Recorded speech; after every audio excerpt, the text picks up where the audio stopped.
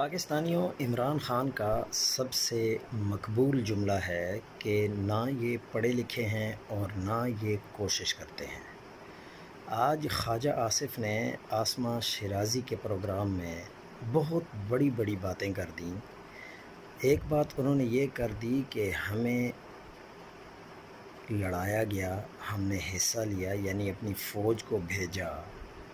روس کے خلاف لڑنے کے لیے،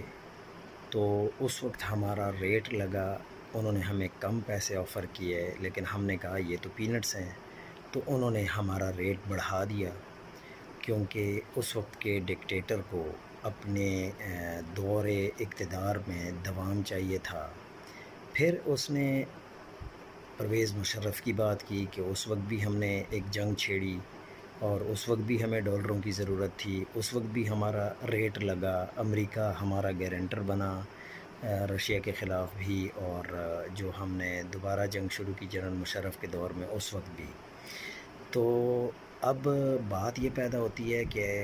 یہ چونکہ عاصمہ شیرازی بیٹھی ہوئی تھیں، وہ جو یو ایس اے کا ایک تگڑا قسم کا اینکر تھا مہدی،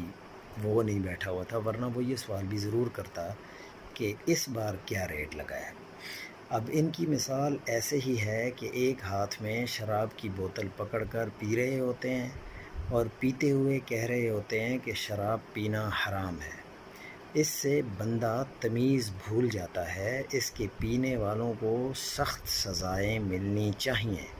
مطلب کچھ بھی سامنے بیٹھے ہوئے اینکر